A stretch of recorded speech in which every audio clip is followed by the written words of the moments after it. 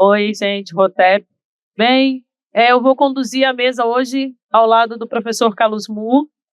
Nesse primeiro momento, será lido as perguntas de ontem, e aí o professor vai responder, e após fechar esse ciclo das perguntas de ontem, ele entra na aula de hoje, que é a África que Incomoda. Então, a primeira pergunta vou ler para o senhor. Professor, boa noite.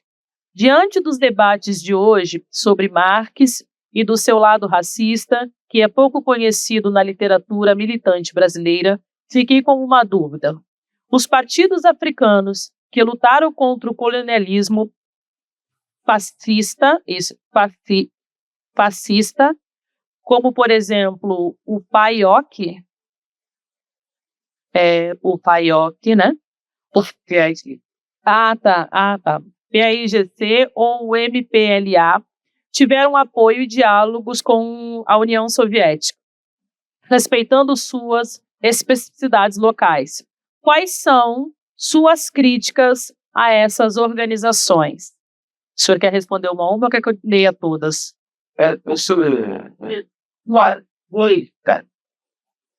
Então, deixa eu pegar outro microfone para o senhor que está ali. Vai.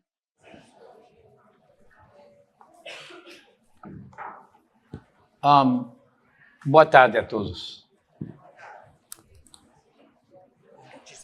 Enquanto ao PAIGC de Guiné-Bissau e o MPLA de Angola, como os outros movimentos de libertação que se inspiraram do marxismo, a própria revolução em Etiópia se inspirou do marxismo, instaurou um regime marxista em Moçambique, então eu diria que naquela época era toda uma onda de todos os movimentos praticamente eram marxistas, se inspiravam do marxismo e eram aliados da União Soviética, de Cuba ou de China, porque havia esse conflito entre as duas potências, e todos eram de corte marxista. Eu não conheci nenhum movimento de libertação que não fosse. O importante é que o que aconteceu com todos esses movimentos de libertação quando chegaram ao poder e instalaram um regime marxista. É isso que é importante. O que é o que aconteceu em Etiópia? O que é o que aconteceu em Moçambique? O que é o que aconteceu em Angola? O que é o que aconteceu em Guiné-Bissau? Guiné-Bissau hoje é um dos países mais corruptos, de todo o continente africano. Guiné-Bissau, o regime de Guiné-Bissau vive do tráfico de drogas. Esses são os militares que lutaram para libertar o país, que eram marxistas. Agora todos já não são mais marxistas. Agora se converteram para Estados Unidos e agora tem relações com a China. É complicado. A China já não é a China de antes. É muito complicado. Quais são minhas críticas? Minhas críticas são muitas, que não eram movimentos de libertação reais, eram movimentos de libertação perfeitamente oportunistas. E que o marxismo dava a eles essa máscara de serem movimentos revolucionários, dava a eles essa cobertura ideológica, quando na realidade eram movimentos que estavam podres, já antes de chegar ao poder, estavam podres. Você sabe que Amílcar Cabral, fundador do PAIGC, foi morto antes da independência, mataram ele, assassinaram ele. As lutas intestinas dentro do PAIGC de Guiné-Bissau eram coisas. Imediatamente depois da independência de Guiné-Bissau, houve golpes imediatamente. Imediatamente começaram os golpes militares, os mesmos marxistas que lutaram pela independência, que se declaravam marxistas, começaram uma série de golpes que nunca terminou. No caso de Angola, eu acho que vocês conhecem mais essa situação, porque aí houve uma guerra que matou 1,5 milhão de pessoas, se não mais. entre o MPLA de Agostinho Neto e as forças de Jonas Savimbi, a UNITA, e as forças de Holden Roberto. E essa guerra tripartita, que logo se convirtiu solamente na guerra entre a UNITA e o MPLA, a guerra que matou, olha, matar 1,5 milhão, 2 milhões de pessoas em 14 anos de luta é algo impressionante. Então, em todos esses movimentos que se declaravam marxistas, imediatamente golpes de Estado. Aquele que tentou fazer uma correção da situação em Angola, que era Nito Alves, que falou, não, isto está indo para um lugar que está... Neto está indo, desviando tudo isto para um lugar que é absolutamente horroroso. O que é o que aconteceu? Nito Alves tentou um golpe de Estado contra Neto, fracassou, o executaram, mataram todos os companheiros dele, mas Neto não parou lá. Neto parou todos aqueles, os estudantes que estão fora, que são nitistas, porque havia o nitismo, era muito forte em Angola, que são nitistas, devem ser mortos. E em um período de 4 meses e meio, Agostinho Neto, o grande dirigente marxista de Angola, matou 80.000 pessoas. Todos quadros, não eram inimigos, não, já eles estavam no poder. E essa história de Angola se repete em cada um dos países onde os marxistas tomaram o poder. O caso típico é a Etiópia. O regime, a revolução conduzida pelo Mengistu Haile Mariam, que instalou o Derg. Foi um golpe de Estado também. Depois de 8 anos no poder, já tinham sido mortas em Etiópia mais de 300.000 pessoas. Matar 300.000, executar 300.000 pessoas não é um jogo. Na guerra civil da Angola, 1,5 milhão, 2 milhões, a guerra civil, é guerra. Mas essa repressão em Etiópia foi algo incrível. E em Moçambique, isso degenerou em guerra civil entre o partido dominante, que era o Frelimo, e outro partido opositor. Então, foi uma questão de direita e de esquerda. Mas terminou o povo sofrendo, o povo causando algo como 800.000 a 1 milhão de pessoas foram mortas em Moçambique durante 10 anos desse tipo de guerra. Então, cada vez que esses regimes que se proclamavam marxistas tomavam o poder, iniciavam um banho de sangue. Um banho de sangue. E em que terminou? Nesse regime corrupto que vocês estão vendo em Angola atualmente. Um regime totalmente tão corrupto que a filha de Dos Santos, que acaba de abandonar o poder oficialmente, me deixou todas suas capangas lá. A filha de Dos Santos é considerada hoje como a mulher mais rica do continente africano. Se estima que a filha de Dos Santos, Isabel Dos Santos, tenha nas suas contas fora do país, em Suíça, em Bélgica, em Alemanha, perto de 1,5 bilhão de dólares. Olha, não estou falando de milhões. 1 bilhão é 1.000 milhões de dólares. 1,5 bilhão é sua fortuna pessoal de Isabel Dos Santos, porque todo sob o cuidado do pai, que era presidente, um dos homens mais corruptos do continente africano. Recentemente, vocês viram o filho de Obiang, o presidente Obiang. Recentemente, detiveram ele no aeroporto de São Paulo. Não sei se vocês viram, estava em todos os jornais do mundo. Tinha 17 milhões de dólares nas malas dele. As autoridades brasileiras perguntaram como é que você tem essa... Ele falou, não, é para meu uso pessoal, estou viajando. Então, ele ia gastar 17 milhões de dólares para seu uso pessoal em uma viagem de 1 mês ou 2 meses. Essas são as situações que vão além do escândalo, vai além, não somente são as pessoas mortas inutilmente, mas é a destruição dos países, a destruição das possibilidades desses países. Porque a forma mais rápida de tomar o poder na África, nos anos 70, era se declarar marxista e fazer uma aliança com a União Soviética, com Cuba, com China, com Coreia do Norte. A forma mais rápida para pegar o poder, e o poder era quê? O poder era acesso ao dinheiro, roubar. Roubar, puramente roubar.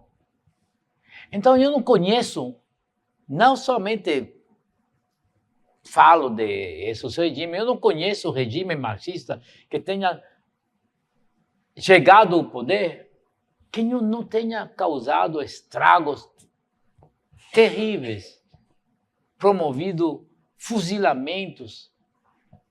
Eu falei, acho que ontem, do regime marxista dos Khmers vermelhos, de Lon Lon e de Hun Sen. Se estima que foram 3 milhões de pessoas. Olha, Camboja só tem 8 milhões de pessoas e você mata 3? Em nome da revolução? E assim se repete, se repete, se repete, se repete. Eu nem vou falar do caso de Cuba, porque não quero levar isso para uma questão pessoal. Mas no caso da União Soviética, o regime de Stalin matou quanto? 18, 20 milhões de pessoas. Como você mata 20 milhões de pessoas em campos de concentração? E foram todos os regimes, todos os governos comunistas da Europa do Leste que protagonizaram esse tipo de situação. Então, como eu disse ontem, não é uma questão de anticomunismo. Eu o que estou interessado é em descobrir as verdades, mostrá-las e denunciar aquilo, porque eu tomo parte por tudo, em tudo. As minhas posições não são de tomar parte por uma direita, tomar parte por uma esquerda, tomar parte por um centro. As minhas posições é de tomar uma posição em qualquer coisa, sobre a homofobia, sobre o sexismo, sobre coisas reais. Não tomo parte por ideologias, porque já eu tenho visto o que isso causou. E precisamente quando formos falar hoje disto, vou falar de Angola, porque eu estava vinculado ao movimento de libertação de Angola. Eu estava vinculado. Aqueles fundadores do MPLA eram meus amigos personais, Viriato da Cruz, Mário Pinto de Andrade, e trabalhei durante a primeira fase de Jonas Savimbi, quando ele era marxista. Depois ele mudou, se converteu em outra coisa. Mas, quer dizer, quais são minhas críticas? É que eu não tenho nem críticas. É uma ideologia que absolutamente não serve. Tem demonstrado que não serve. Não estou falando que não serve para os negros. Não serve para os brancos nem para ninguém. Se o marxismo, o comunismo servisse, eu seria o primeiro a propô-la, a dizer para vocês, abracem-na. Porque eu me converti em marxista quando eu tinha 16 anos. Aos 16 anos entrei nas filas do marxismo e comecei a militar. Antes da Revolução Cubana tomar o poder, já eu militava dentro das fileiras marxistas. Inclusive, eu voltei para Cuba do exílio, em Estados Unidos, por que a revolução tinha se declarado comunista. E a partir desse momento que eu voltei. Porque qual quer dizer que o comunismo para mim era a solução. Era a única solução. Mas eu vi que não era isso. Então, não posso dizer outra coisa. Que críticas tenho? É muito mais do que críticas. É uma denúncia. Eu estou criticando, eu não posso criticar o comunismo, criticar o marxismo, criticar esses regimes. É uma denúncia deles como uma estafa, como uma farsa, como absolutamente uma enorme mistificação do ser humano que leva as pessoas a se fanatizarem, a matarem, a fazer coisas, a executarem que normalmente não fariam, talvez. O racismo e a escravidão foram cruciais para o surgimento e a implementação do capitalismo. Porém, mesmo antes do capitalismo, nosso mundo já era dividido em classes sociais. Você justifica a autonomia da questão racial em realização à questão de classe, apontando o acesso a recursos. Isto é, uma questão de classe. Até que ponto vai essa autonomia? Autonomia está entre aspas. Até onde está essa autonomia do racismo e questão de classe social? Bom, você sabe que vocês compreendem bem, essa pergunta já encerra toda uma posição. Que é uma posição o marxismo disse que a luta de classe é o fator principal da sociedade. E que todas as outras formas de luta, os outros problemas são acessórios. Que tudo pode ser subsumido dentro dessa luta de classe. Que é isso que é hegemônico. Então, essa questão já encerra essa confusão. Claro que eu não acredito nisso. Claro que eu não acredito que o problema da mulher deve ser subsumido na luta de classe. Eu penso que o problema da mulher é um problema que tem sua autonomia e sua enorme autonomia e que ainda nem temos chegado a compreender até que ponto esse problema tem sido pouco estudado, não somente estudado como pesquisa, mas tem se colocado pouca atenção a ele. Porque o marxismo não colocou atenção ao problema da mulher. A única marxista que trouxe para frente o problema feminino e que houve um combate direto entre ela e Lenin, e Stalin e todos os outros foi a Kollontai. Não sei se vocês conhecem uma brilhante pensadora. O marxismo opacou ela totalmente.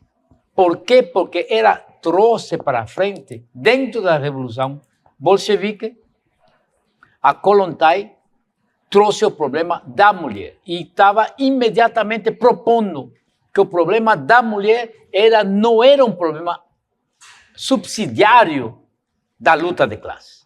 E aí, claro, entrou em conflito imediatamente com Lenin e com Trotsky, com Lenin, com Kamenev, com Zinoviev, com todos os grandes pensadores e dirigentes da Revolução Bolchevique.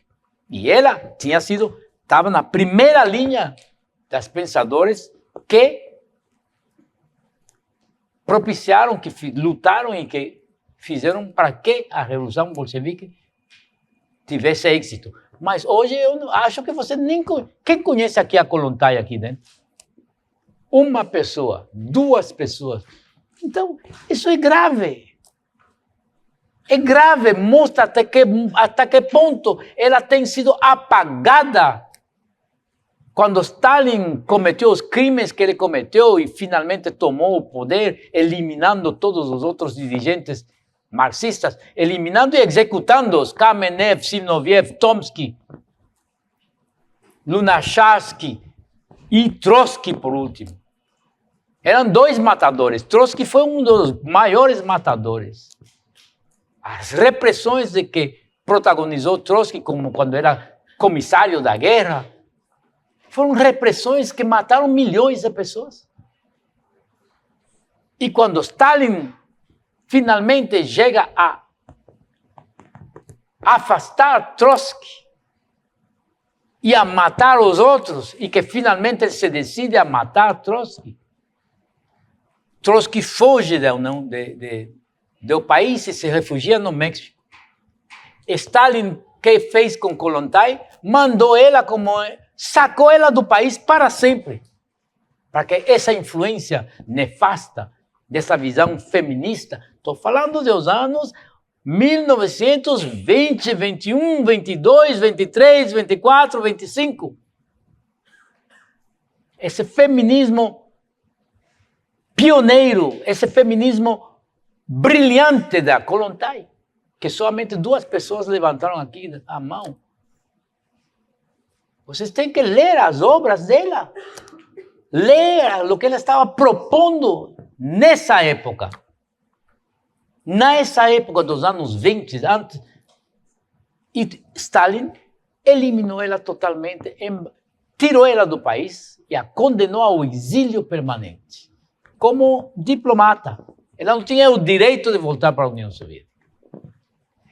Então, essas são coisas muito importantes. O marxismo nunca considerou a questão da mulher como algo digno, mesmo de estudo, digno de reflexão à parte. Por quê? Porque a questão da mulher foi simplesmente subsumida dentro da luta de classes. E a questão da raça, igual.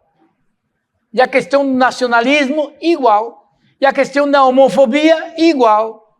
E todas as questões que hoje estão surgindo no mundo, e que surgindo como questões independentes, que querem formar um lugar de pensamento independente, todas essas questões foram subsumidas sob a luta de classe. Então, claro que não, minha amiga ou meu amigo que escreveu essa pergunta, claro que eu não adero a isso. Como vou aderir a uma coisa que tem sido, que já a realidade social mostra que não é verdade? A luta de classe é uma das instâncias, que não deve ser negada, mas uma das instâncias das contradições sociais. Uma das instâncias. Das múltiplas instâncias. E a minha posição, para terminar com essa questão, é que não se deve subsumir nenhum problema, nenhuma contradição social ou histórica, não deve ser subsumido sob uma só questão hegemônica. Esse hegemonismo da luta de classe leva ao hegemonismo àquele que mata a gente, que termina executando a gente. Porque se você não está de acordo como mulher, você é executada. Se você não está de acordo como negro, você é executado. E esse foi o problema que Lélia Gonçalves confrontou dentro do PT. Não sei se vocês... Essa outra feminista. Não sei se vocês estão... Quantos conhecem Lélia Gonçalves? Mas vocês conhecem as lutas de Lélia Gonçalves quando ela era marxista dentro do PT? Para tentar reconhecer a luta dos negros como algo autônomo. As denúncias contra ela, toda a vitimização de Lélia Gonçalves dentro do PT, a tal ponto que Lélia Gonçalves teve que sair do PT, sair e denunciá-lo naquela época. Olha, eu estou falando de coisas que vocês deveriam conhecer, porque eu não sou brasileiro. Eu não sou brasileiro. Vocês deveriam conhecer esses fenômenos. Porque ela escreveu uma carta. Quantos leram a carta de renúncia de Lélia Gonçalves ao PT? Quantos conhecem essa carta? Quantos conhecem a posição de Beatriz Nascimento, Lélia Gonçalves, as lutas que eles tinham naquela época? Não somente tinham que lutar contra o machismo, aquele horroroso que estava dentro de um próprio movimento negro, que era um movimento dominado por homens, não somente machistas, mas homens muito imbéceis. Muito imbéceis, porque eram ignorantes. Não tinham a sofisticação que tinha a Lélia Gonçalves, que tinha a Beatriz Nascimento. Não tinham essa sofisticação. Não compreendiam absolutamente nada, nem queriam compreender. Assim que imagine-se se dentro do movimento negro havia esse tipo de homens, imagine-se que tipo de homens havia dentro do PT, que tipo de luta ela confrontou dentro do PT, como praticamente a única mulher negra. Havia ela e nossa amiga nossa amiga do PT daqui, Benedita da Silva. Eram as únicas duas mulheres negras. Mas, claro, Benedita não tinha o perfil de Lélia Gonçalves. Lélia Gonçalves era uma contestadora, Lélia Gonçalves tinha uma formação intelectual. Eu não estou falando de formação acadêmica, formação intelectual. Era uma pensadora, que pensava as coisas. Não era militante que seguia um chefe de partido. Então, todas essas coisas são coisas que eu acho que vocês devem ponderar. Que a pessoa que escreveu esta questão, eu compreendo que você pensa que a luta de classes é hegemônica, que tudo deve se subsumir a isso. Eu compreendo, porque essa é a posição marxista. E eu compreendo porque eu também pensava isso. Eu também pensava isso, e para que eu chegar a uma posição de duvidar isso, tomou muito tempo. Então, eu não estou nem criticando você, porque eu passei por um caminho muito doloroso antes de chegar a compreender que isso não era verdade. Então, essa é a minha resposta é essa. A última, como se deu essa desumanização e, consequentemente, a escravização do negro em África?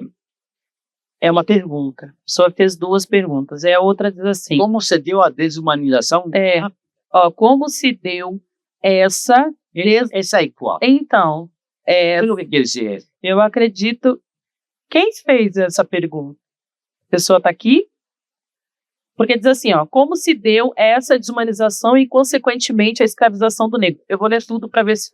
Mas eu não estou compreendendo a escravização do negro onde? Mas não havia negros na África, não podiam negros ser escravizados, porque não havia.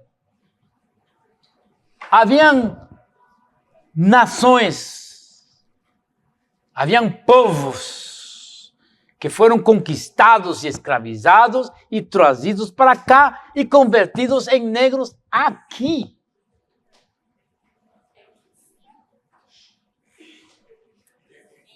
Não havia negros na África. Quando as pessoas...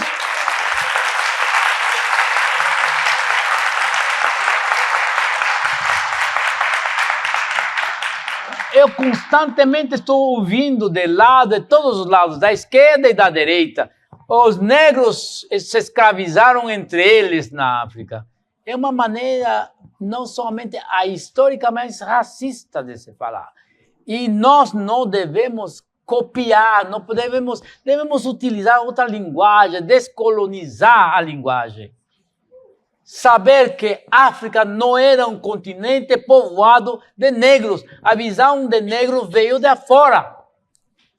Da mesma maneira que a visão de África, construída no panafricanismo, não veio de dentro do continente africano, veio dos africanos já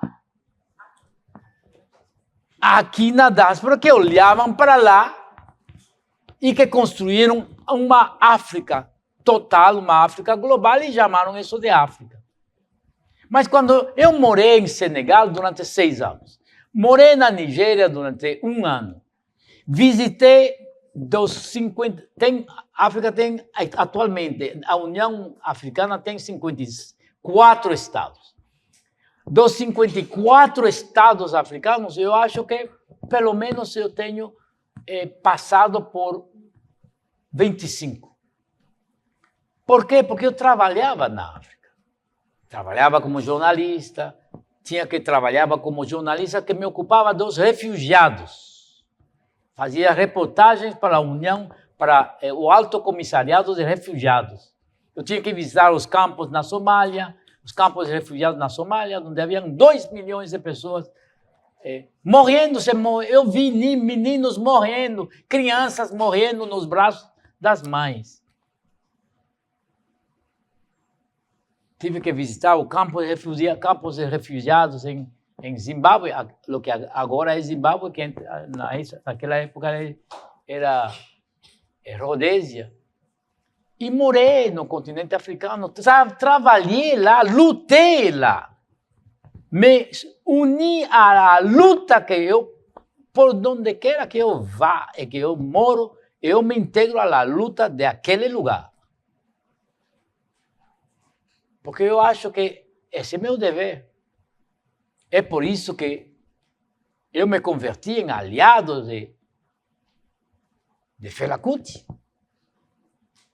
E sofri prisão na Nigéria, fui detido na Nigéria e sofri prisão. Então, eu posso falar disso desde dentro. Em Egito, como morei 1 ano e também sofri prisão lá em Egito. O único lugar que morei e não sofri prisão foi Senegal, onde vivi com minha família durante 6 anos e que nunca fui detido. Mas aí eu era um aliado político do maior opositor ao regime daquele momento, que era Cheikh Anta Diop. Éramos amigos e aliados políticos. Então, eu nunca vi negros na África. Eu ia profundamente nos vilarejos e as pessoas não se consideram negros. Os africanos, aqueles, inclusive, que não se consideram nem africanos, porque isso não existe dentro da África. A consciência de África está ainda por ser criada. Está ainda por ser criada. Porque estamos vivendo uns tempos terríveis de nacionalização das populações desse continente. Um é angolano, e outro é moçambicano, e as guerras entre os países, entre os estados, degeneram em quê? Em persecuções, em xenofobia, em todo tipo de situações que são terríveis, que pessoas morrem, homens, mulheres, meninos morrem. Persecuções. Na África do Sul, persegue os zimbabuenos e os mata. Os zimbabuenos perseguem as pessoas de Malawi e os matam. Em Tanzânia, perseguem os moçambicanos, que são todos vizinhos, e os matam. E nem falar do Gabão, que é um dos piores países no qual você pode botar os pés se você é um estrangeiro. Porque é uma questão de ser estrangeiro e de ser de lá. Então, estamos passando por isso. Então, essa noção de africano e de solidariedade de África é uma questão absolutamente a construir. Então, não havia escravização, negros escravizando africanos, escravizando negros. Não havia nem africanos escravizando africanos. Porque a noção de África nem tinha nenhuma validade. Como falei desde o início, inclusive a palavra África foram os árabes que começaram a chamar esse continente de África. Ifriqiya. Quando eu comecei a morar no Egito, quando eu fui no Egito, inclusive, foi a primeira vez que eu ouvi a palavra Ifriqiya de uma maneira que eu nem sabia. Eu saía na rua e os árabes, egípcios, que se dizem egípcios, quando eu saudava de manhã, às vezes me falavam, Tahala ya kalb Ifriqiya. Foi a primeira vez que e eu não sabia o que queria dizer. Quando eu repeti isso a um dos meus amigos, e falei, que é o que é Tahala? Ele me falou, quer dizer, venha. Kalb, quer dizer, cachorro. E ria africano. Venha, cachorro africano. Isso foi o que eu confrontei no Egito, o racismo do mundo árabe em África do Norte. É outra coisa. Essa é outra coisa. Então, mas foi a primeira vez que eu ouvi a palavra efirria.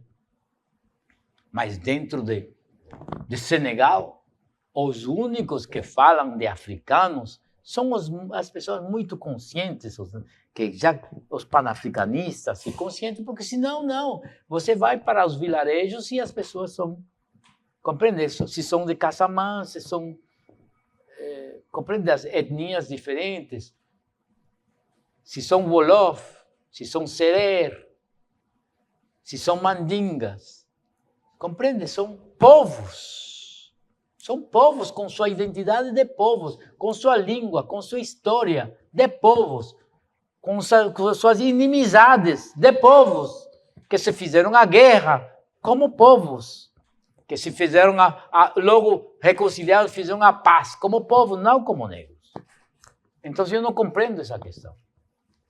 Você me desculpa se eu insisto em estas questões da coerência e da exatidão das ideias e das coisas, é porque é importante. Não podemos seguir desse jeito, falando de qualquer jeito, dizendo qualquer coisa, empregando qualquer expressão.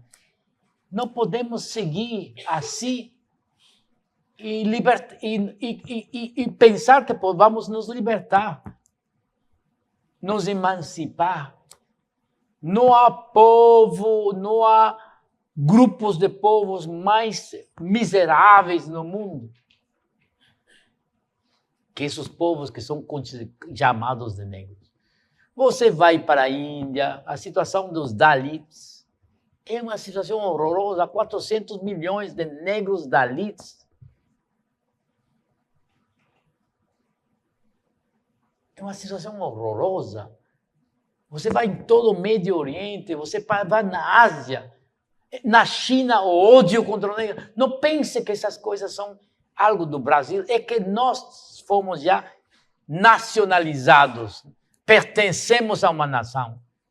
Não sabemos o que está acontecendo fora dessas fronteiras. Mas o ódio contra o negro na China, no Japão, em Coreia, em Mongólia. A Mongólia onde existe um partido nazista. Existe um partido nazista em Mongólia, imagina isso. Admiradores de Hitler. Índia do Norte, onde eles se dizem arianos. E odeiam a morte as pessoas de pele negra, ou seja, os dravidianos, que foram conquistados, que foram derrubados. Então, nós temos que ser muito precisos em aquelas coisas que nós estamos dizendo. É somente uma questão de precisão, sabe por quê? Porque se você não é preciso na sua linguagem, você também não vai ser preciso no seu pensamento. Na sua análise vão estar erradas. Por quê? Porque você não tem precisão nem na linguagem, nem no pensamento. E lembre-se que estamos falando em línguas que nos foram impostas. Não estamos falando em nossas línguas natais, maternas.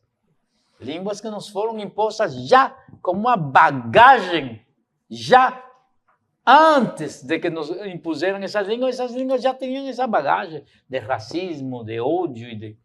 Então temos que ter cuidado. Então eu não compreendi a questão, me perdoe a pessoa que perguntou a questão, não estou querendo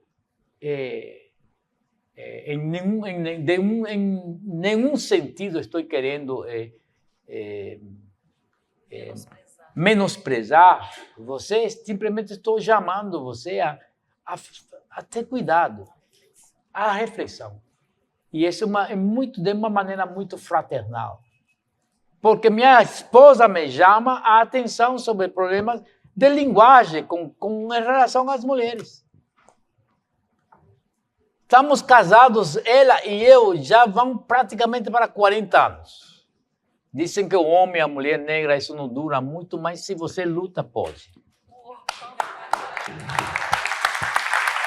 Pode. Se você luta, pode. Tem contradições, tem problemas, são muitos problemas, mas se luta, pode. E ela constantemente está me dizendo, olha, tu não deverias dizer isso, porque isso. Eu estou sendo repreendido, e a primeira pessoa que me repreendeu severamente sobre a questão da mulher foi Lélia Gonzalez. Foi Lélia. A mulher da qual eu aprendi muito, enormemente sobre a questão feminina, foi de Lélia. Porque era uma amiga irmã que vinha, ela vinha quando a ditadura estava aqui no poder, para escapar a essa ditadura e respirar um pouco. Lélia ia fora do país, se fazia convidar a Suécia, a Dinamarca, a essas reuniões de mulheres que havia nessa época.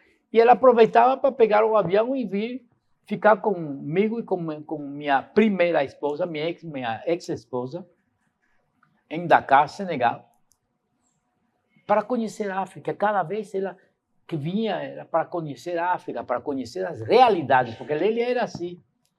Queria sempre conhecer as realidades, que é o que é verdade e que é o que não é. E ela foi a primeira que me repreendeu severamente. E felizmente que ela o fez. Porque me obrigou a confrontar realidades que até então ninguém tinha me obrigado a confrontar. Minha própria esposa não tinha me confrontado com esse tipo de situação. E minha esposa atual me repreende com questões de linguagem. Então, eu estou dizendo isso para que vocês compreendam que eu estou na mesma situação de descolonização enquanto a mulher, enquanto a muitas coisas. Nessa luta para ser coerente. Então, é isso somente que eu posso dizer. Acabou, porque a continuação da pergunta o senhor já respondeu. Tá.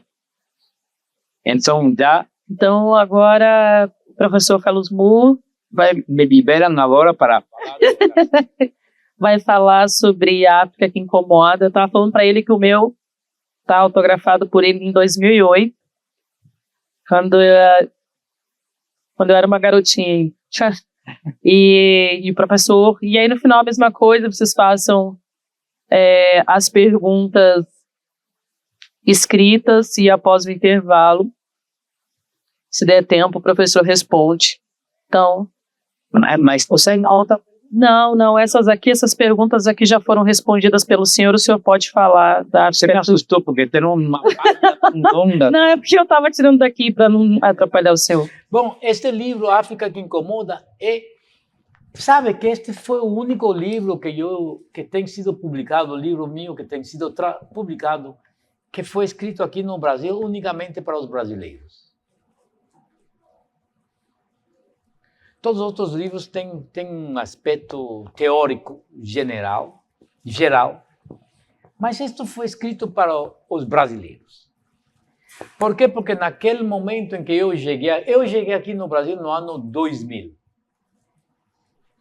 Porque eu fui proibido de entrada pela ditadura militar e eu não podia entrar neste país.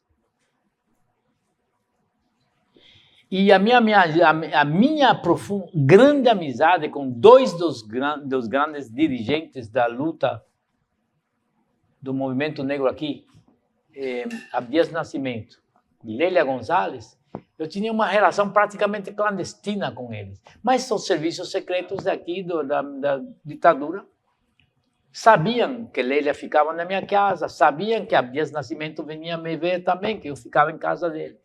Quando ia para os Estados Unidos, em Buffalo, e me proibiram a entrada a este país. Então, finalmente, no ano 2000, eu tive a oportunidade de vir para cá e, finalmente, pedi com o apoio da Dias Nascimentos e muitas outras pessoas que tinham responsabilidades oficiais, algumas inclusive brancas, para pedir uma residência, porque eu tinha unicamente o propósito de escrever a minha autobiografia aqui. Esse era o meu único propósito.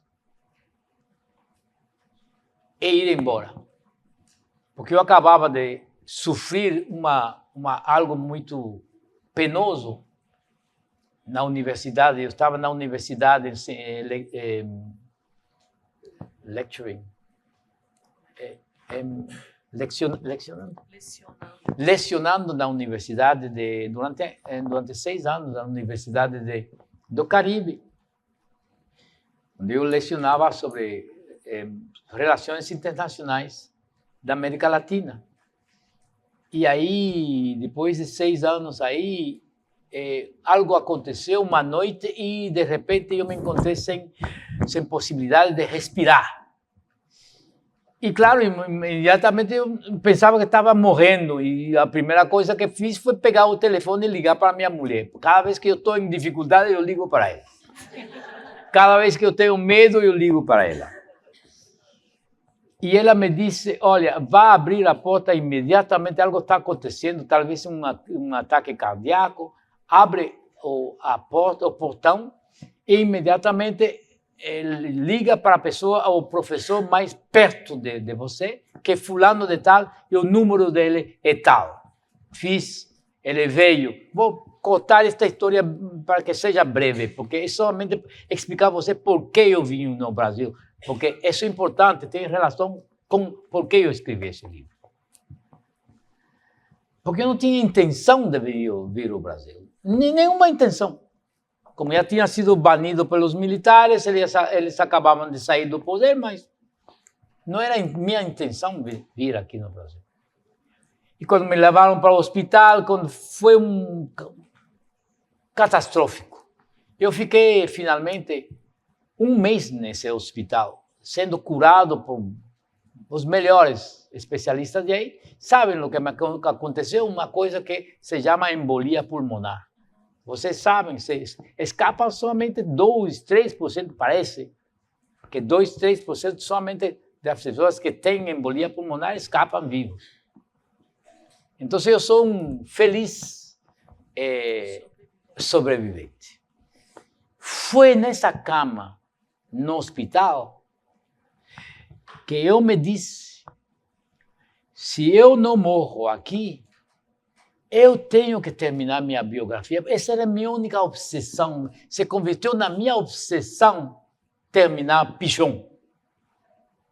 Havia anos que eu começava, parava com Pichon. E nesse momento, não estava escrevendo essa biografia. Eu me disse, se eu sobrevivo aqui a isto, eu vou irme vou-me para algum país tranquilo, algum lugar bem tranquilo, onde ninguém me conheça, onde eu não tenha compromissos com ninguém, de nenhum tipo, políticos, sociais, nada, familiares, nada. Quero ir a um lugar com minha esposa e ficar ali tranquilamente. Eu não sabia onde que era. E, de repente, me entra na cabeça a questão de Lélia e de Abdias. Lélia já tinha morto, tinha morrido. Em 94, algo por aí, Lélia morreu. Me lembro que eu liguei para ela essa mesma semana, porque devíamos encontrar-nos em Uruguai, para uma conferência, devíamos encontrar-nos lá. Tínhamos falado, nos falamos frequentemente no telefone. E que quando eu ligo, a pessoa que responde no telefone, que era a sobrinha dela, me disse, que você não sabe o que aconteceu, Moore? Digo, o que aconteceu? Diz, Lélia acaba de morrer. Então, nessa cama, eu pensei em Lélia, da maneira em que Lélia tinha morrido, e na forma em que tantos outros morriam, porque os médicos me falaram, não sabemos por que você... que causou a embolia pulmonar? Pensamos que é o estresse. E isso foi o que matou Lélia, o estresse, a bebida, os cigarros. Lélia era uma montanha de nervos. Especialmente durante esse período militar aqui, quando ela vinha para Senegal, ela... E imediatamente depois de um mês, quando era o momento de voltar para o Brasil, uma semana antes, ela começava praticamente a tremer. Fumando, bebendo. Eu falei, Lélia, tu vais morrer desse jeito. E ela morreu. Porque o racismo faz isso. Vocês têm visto a vida de Nina Simone? É racismo também, a luta contra o racismo. Olha, não é uma luta fácil, uma luta que destrói psicologicamente, destrói fisicamente, a hipertensão, todas essas coisas das quais os negros sofrem maioritariamente, hipertensão e mortes de crise cardíaca, muito tem a ver com o racismo. Eu me disse, se eu sobrevivo, eu vou buscar um lugar. E quando eu pensei em Lélia, pensei em Abdias, digo, mas esse lugar poderia ser o Brasil. E como eu gostava de Salvador, pensei, eu me decidi, eu vou sair da universidade, vou renunciar ao meu cargo e vou embora. E somente quero escrever e terminar meu livro, minha autobiografia, e acabou. E foi por isso que eu vim aqui no Brasil, para escrever essa autobiografia. Então, era um problema de que as autoridades me concedessem essa residência aqui, que o governo, as autoridades brasileiras fizessem isso. E quando foi concedida, eu comecei a escrever a minha autobiografia. Mas acontece que nesse momento acontece algo que ninguém tinha previsto. Há eleições e chega o PT ao poder. E quando chegou o PT ao poder, muitas das reivindicações dos movimentos negros foram assumidas por esse governo e havia Eliane Cavalheiro e todas essas pessoas que me contataram porque eles começaram a trabalhar com o Ministério da Educação, tinham essas ideias de popularizar a luta antirracista nas escolas. E aí foi quando eu comecei a colaborar com Eliane Cavalheiro nessas questões de criar textos sobre as ações afirmativas, sobre as cotas, sobre como ensinar a história da África. Então, esse livro aqui há todo um capítulo sobre isso, como ensinar a história da África. Então, este é o único livro que surge, que é responsivo a demandas... Responsável. Não é responsável, é responsivo, que responde a... É o único momento em que eu tenho razão. Porque o resto do tempo, não te preocupes, você sempre vai ter razão. Porque meu português é terrível. Lélia falava de português. Então, é que eu comecei a trabalhar com Eliane Cavalheiro, que nessa época era diretora da SECAD, dentro do Ministério da Educação, e que era questão de escrever textos para que os professores tivessem textos sobre o racismo, sobre a história da África, como se ensina a história da África, quais são os métodos, qual é a metodologia, etc. Então, eu entrei nessa onda de como faço sempre em qualquer país que eu vou, sempre me integro à luta desse país, porque essa é a minha responsabilidade. A luta dos negros aqui é minha luta. E a luta dos negros em Jamaica é minha luta. A luta dos negros em Cuba também, em Estados Unidos também. E esse é o sentido panafricanista. E foi por isso que eu comecei a compor uma série de textos que Luísa Bairro me sugeriu que reunisse esses textos, e Eliane Cavalheiro também, e para formar uma obra pequena que pudesse ser divulgada. E esse é o primeiro livro que sai desse, sai em 2008, mas ele foi composto em 2006, 2007, isto. E essa é a história desse livro. Por que o título é A África que Incomoda? É porque naqueles momentos de euforia, que todo mundo pensava que agora sim é nosso momento, as cotas, ações afirmativas e tudo isso, e que havia uma grande identificação com a África, havia um enorme anseio. Eu te falei que você... havia um enorme anseio de colaboração com a África por parte dos movimentos negros, por parte dos estudantes, de aproximação com a África. Mas aí eu tinha morado na África desde 1974. Eu conhecia a África desde adentro. Eu via a necessidade de alertar, que não era simplesmente uma questão, porque os governos africanos agora tinham o governo de Senegal, que havia um ladrão, um grande ladrão, que foi... eu vou encontrar o nome dele, não se preocupe. Que protagonizou SIAD 1, SIAD 2. Aqui, vocês se lembram da SIAD? Ah, sim, eu fui na SIAD. Grande... muitas pessoas foram. Eu não fui. Claro, porque eu sabia que esse senhor que estava protagonizando isso tinha criado essa organização para que o filho e ele e sua família fizessem milhões de dólares. Eu sabia disso.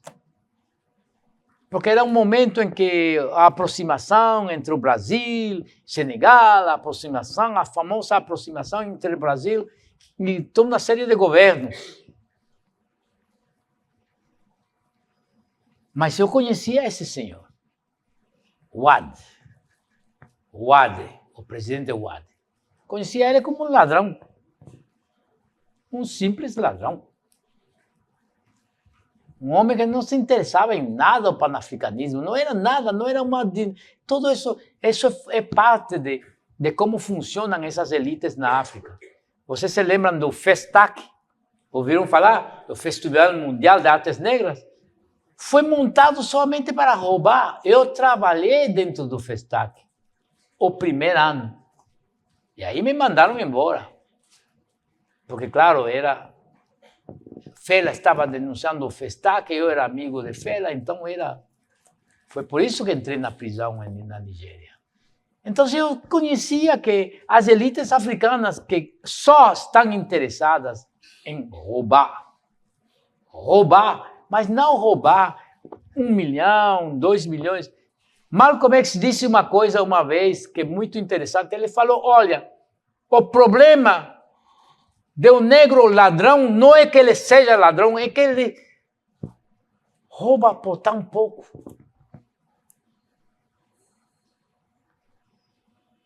Os outros roubam bilhões e bilhões e bilhões e bilhões. Mas na África eu estava vendo que as pessoas estavam roubando, fazendo qualquer coisa por $100 mil, $200 mil.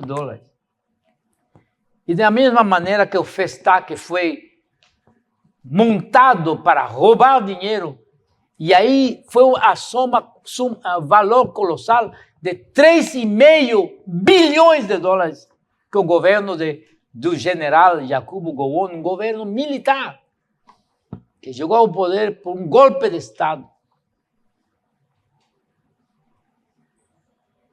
Que eu sabia o que tinha acontecido lá. Então, quando o Wade vem aqui no Brasil com a famosa SIAD, são 2 SIAD, SIAD 1, e colocaram em Salvador. Sim, e eles sabem por que colocaram em Salvador.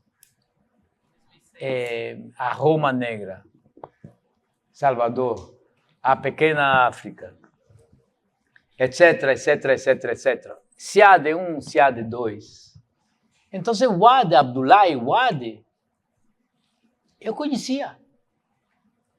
Então eu queria alertar os movimentos sociais negros do Brasil que se a aproximação deveria haver, com certeza, com a África, não deveria ser com os governos, mas devia ser com a sociedade civil africana. Não com os governos que eles estavam reprimindo, matando sindicalistas, matando professores, matando estudantes. Não era com esses governos. Que não havia que pegar o primeiro avião para ir a qualquer conferência na África. Que era importante saber exatamente de que se tratava. Então, esse livro surgiu de um leque de preocupações para conscientizar os movimentos sociais negros, por uma parte, da necessidade de ter muito cuidado com quem se aproximava na África. E, por outra parte, nasceu da necessidade de escrever uma série de textos teóricos sobre as ações afirmativas, sobre as cotas e sobre como se ensina a história da África. Então, esse livro surge de preocupações que são puramente brasileiras.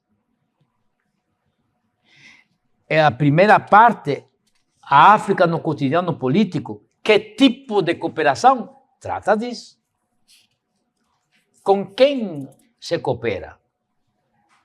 O Brasil e a África, caminhos complementares e interesses divergentes. Porque havia uma grande euforia nesses momentos que o governo que estava no poder se estava aproximando da África. Eu escrevi um texto para demonstrar que os caminhos, embora os caminhos eram complementares,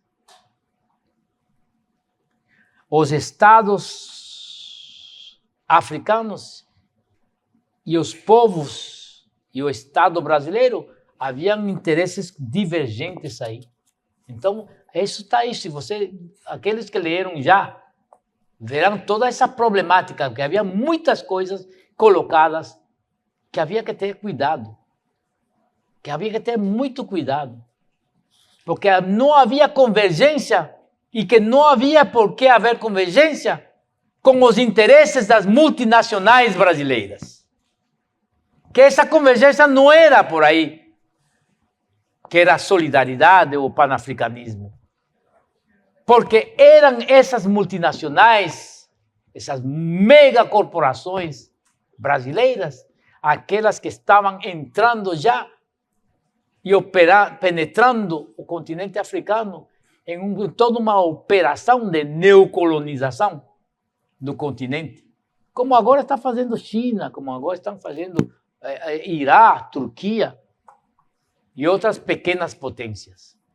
Por quê? Porque já isso começou já desde a época militar. Foram os militares que começaram a política africana aqui neste país. Foram os militares. Viram a África como praticamente um lugar vazio para as inversões do Brasil. Foram os militares brasileiros que tiveram essa política de aproximação com a África. Então, eu queria esclarecer todo esse tipo de problemas, que essa cooperação entre Estados era uma coisa, que a cooperação entre povos e sociedades civis de lá e de aqui era outra coisa. É por isso que há um texto aqui, o capítulo 2, da África mítica à África real, para uma cooperação estratégica entre a África e suas diásporas. Onde eu entro na questão de como poder efetuar efetivamente essa cooperação, sem ter que passar pelos Estados.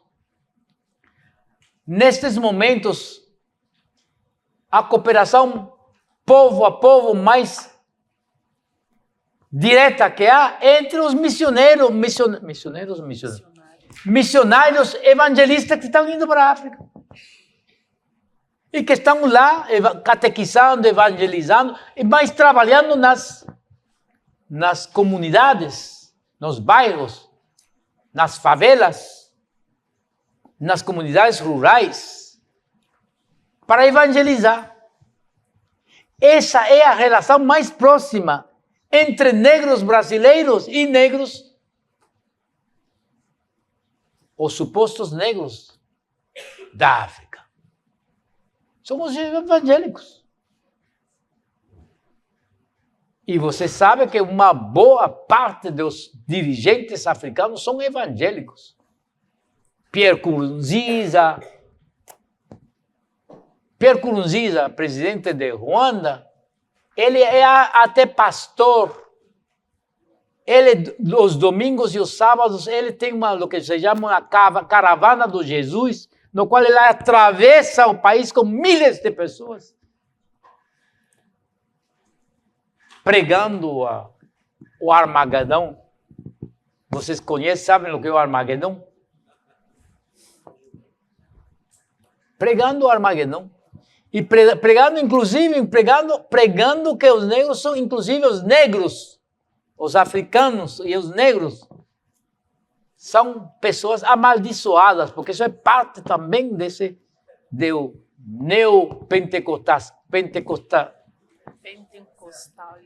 pentecostalismo e do neoevangelismo, dessa questão da maldição de Cá. Isso é muito comum na África. Goodluck Jonathan, presidente da Nigéria, até que chegou Buhari, pastor. O atual presidente Maktar, do sul do Sudão, pastor evangélico. Vários dos presidentes da África são pastores evangelistas. Então, a maior aproximação que há entre afro-brasileiros e africanos do continente é entre os evangelistas. Vocês sabiam disso? Não sabiam. É importante saberlo. Porque quando Macedo, vocês conhecem Macedo, sabem quem é? Edir Macedo? Sim. Quando Edir Macedo vá para a África, vocês sabiam que ele vai e visita a África? É uma prima que é da igreja. Quando ele foi a Moçambique há 4 anos atrás, você sabe quantas pessoas estavam no estádio? Não, no estádio. Sim, não, no estádio. Não, quando ele fala, para falar na África com seus tradutores, no estádio de Maputo, você sabe quantas pessoas estavam, como se diz, estão como sardinhas? Apertadas, assistindo. Apertadinhas, como sardinhas. Sabe quantas pessoas vieram para escutar a nosso grande Edir Macedo? 500 mil. Quando ele vai para a África do Sul, são centenares de miles.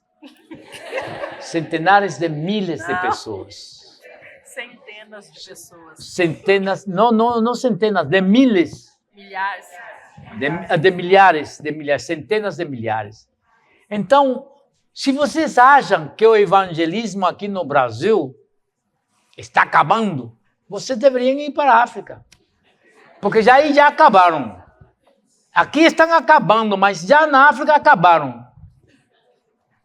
Então, havia todos esses problemas que havia que discuti-los. Naquela época, que havia que discuti-los e alertar os movimentos sociais que era necessário construir uma cooperação sã entre as comunidades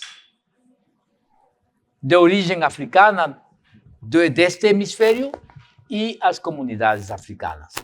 Então, essa era a preocupação desse livro, da África que incomoda. É por isso que o livro se chama, o título, A África que Incomoda. Precisamente incomoda quem? Incomoda como? Porque havia que entrar dentro dele para saber de que se trata. Quem incomoda a África? Que tipo de ensino a África? Que tipo de ensino sobre a África? a necessidade de uma metodologia diferenciada para ensinar a história ou as histórias do continente africano. Esse foi todo um capítulo aqui dentro do livro. O ensino da história da África. Logo, o ensino da história da África no Brasil. Repercussões sociorraciais domésticas e implicações políticas internacionais. A parte 3, que é a última parte, lida diretamente com o panafricanismo. A África no cotidiano internacional, ou um governo federal continental, ou o caos. E aí eu entro a explicar por que a luta pela descolonização da África, reflexões sobre a guerra civil em Angola, da qual eu estava falando anteriormente, quando houve essa questão sobre os movimentos marxistas. A luta pela descolonização da África, a África frente ao imperialismo multipolar. Porque o imperialismo não é mais só o imperialismo americano. Aqui no Brasil sempre se fala de imperialismo americano, imperialismo gringo, imperialismo yankee, imperialismo americano. Mas, gente, estamos no século XXI, há um imperialismo chinês, há um imperialismo iraniano, há um imperialismo turco, há um imperialismo indiano, há um imperialismo da Arábia Saudita. Todos esses países que querem as matérias-primas desse continente. Inclusive, nesse período inicial, comecei a alertar que estavam já as veleidades imperialistas, neocolonialistas do Brasil sobre a África. E isso foi uma das coisas que levantei em 2008. A luta pela descolonização da África, Brasil, futura potência neocolonialista, era uma questão. Era uma questão. E aí eu dou as razões de por que essa penetração do Brasil, da África, que estava sendo muito aplaudida pelos movimentos sociais. Pelos movimentos sociais. Havia que olhar mais de perto e saber que isso era uma aproximação de um Estado com os outros Estados, com os Estados podres de lá, com um Estado poderoso. Olha, você sabe que o orçamento de Petrobras é maior que o orçamento de 3 a 4 países da África do Oeste? Como vai haver equivalência de cooperação entre a Petrobras, se o orçamento dela engole 3 a 4 países? Como a Petrobras vai ir para o continente africano para lidar de igual a igual? Essas eram as questões que eu estava já levantando aqui em 2008, 2007. Então, essa é a razão d'être, a razão de ser desse livro. Foram preocupações exclusivamente brasileiras, porque eu estava aqui, vivendo nesse momento, e tive que me ocupar dessas coisas, porque era uma questão é um dever social, é um dever político. Então, a essência desse livro é tudo isso que eu acabo de falar.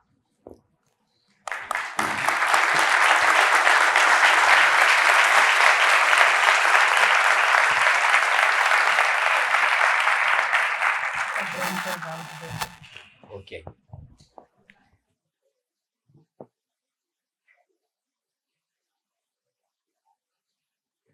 Gente, então, nós vamos fazer o intervalo, só que o professor falou que nesse intervalo curto, por favor, né, ele vai ficar aqui fazendo os autógrafos das pessoas que compraram os livros e dedicatórias, enfim, em 10 minutos. Em 10 minutos, voltamos. Professor, o que o senhor tem a dizer para aquelas pessoas que aqui no Brasil o acusam de ser um agente do imperialismo. Ai, lá, eu vou dizer, aquilo que eu tenho a dizer, que o imperialismo me paga muito mal.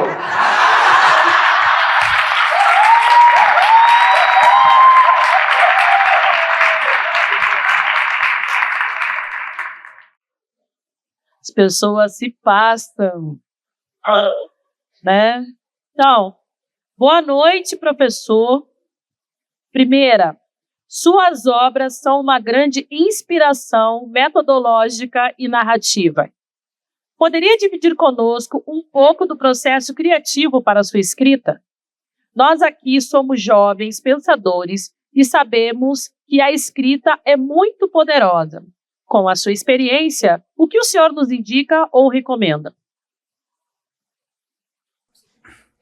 Bom, eu escrevo 2 tipos de livros. A maioria são livros teóricos, porque eu sou pesquisador e essa é a minha predileção. A minha predileção é o pensamento, a crítica social. E esses livros que são escritos dessa maneira são diferentes, por exemplo, de outro livro que eu escrevi como Pichon. Esse é um livro já intimista, um livro já pessoal, já é um livro que trata de mim, de minha vida, da vida dos outros, de minha mãe, de meu pai, de meus irmãos, de minhas amizades quando eu era pequeno, de lo que me aconteceu ao longo da vida, de minha luta por me desalienar racialmente e por adquirir essa personalidade e essa confiança em mim que hoje eu tenho. Então, essa é outra coisa, porque essa é uma escrita intimista. E aquele que me ensinou a escrever, realmente muitas pessoas pensam que foi Maya Angelou, mas não, Maya me ensinou a pensar. Mas aquele que me ensinou a escrever foi Alex Haley, que foi o autor de... Vocês conhecem Alex Haley? Ouviram falar? Ele é o autor de 2 livros famosos. O primeiro o fez famoso porque ele escreveu a autobiografia de Malcolm X. O Alex Haley. Alex Haley. Então, a partir daí, ele se voltou muito famoso, mas ele escreveu outro livro, um clássico, que é Raízes Negras. No Brasil, a tradução é Negras Raízes. Ou Negras Raízes? Ah, ok. Roots. Então, Alex era um amigo também, e foi Alex que me ensinou a escrever. Ele me ensinou a escrever de uma maneira muito pessoal, de não ficar fora da história. Ele me falou, qualquer livro que você escreva, você tem que se colocar dentro. E isso era muito difícil, é muito difícil você se colocar dentro de todos os livros, porque quando você está escrevendo um livro analítico, você tem que tomar uma distância analítica. Então, esse tipo de escrita é diferente da escrita pessoal. Se você me pergunta qual é mais fácil das duas, eu não posso te dizer que uma é mais fácil que a outra, porque a outra implica tuas experiências pessoais, tua vida, teus amores, teus dissabores, toda uma série de coisas da vida, enfim, a vida real.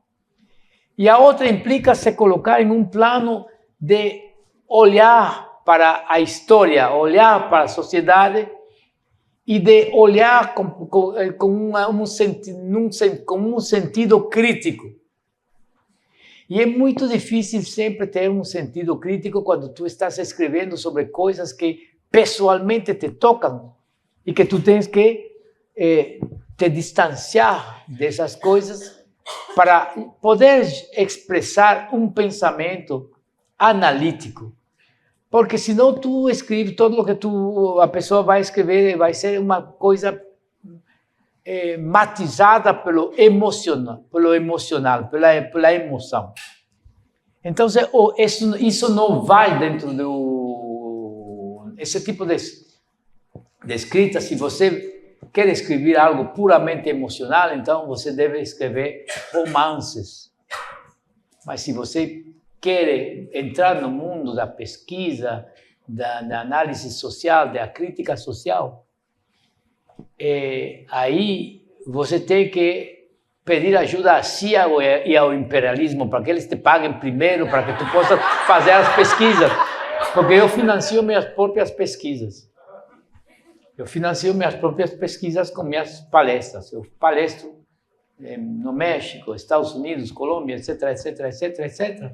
E é isso que me dá o financiamento para minhas pesquisas. O primeiro dinheiro que entrou na minha vida, fora dos royalties dos livros, os royalties dos livros não pagam pesquisa. O primeiro dinheiro que entrou realmente no meu bolso, que entrou realmente dinheiro para eu poder fazer, me sentir bem para financiar minhas pesquisas, fazer as coisas, veio de uma maneira acidental. Vocês conhecem o livro de Fela, Esta Vida Puta, vocês conhecem esse livro? Bom, esse livro foi um bem-sucedido musical na Broadway. Vocês ouviram falar desse musical? Musical de milhões de dólares. Que todo mundo ia ver. Michelle Obama, Beyoncé, todas as grandes stars, todo mundo ia ver esse musical de Fela. Mas havia um só problema, que esse musical eles escreveram baseado no meu livro e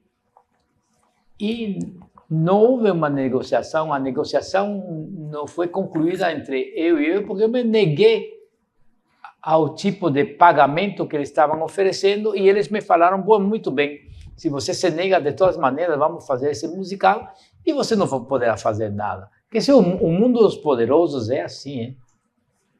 E eles colocaram um musical que fez milhões. E aí, felizmente que o Spike Lee me ajudou e me falou... Apenas.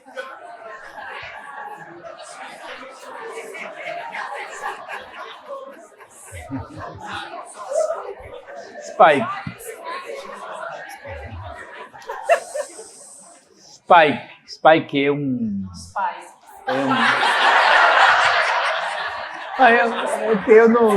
Eu conheço só como Spike. Somos amigos, há muito tempo. Somos amigos e ele saiu revoltado desse musical e ele me ligou de Nova York e me falou, eu estava aqui no Brasil, me falou,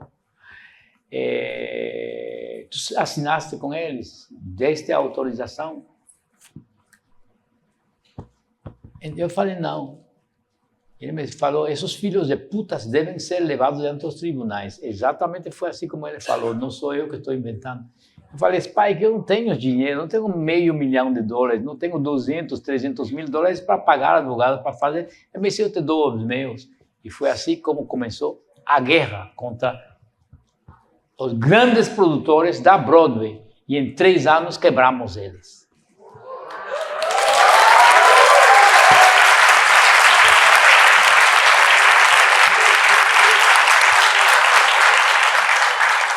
Se quebramos a cara deles e eles tiveram que pagar, tiveram que colocar na frente de tudo livro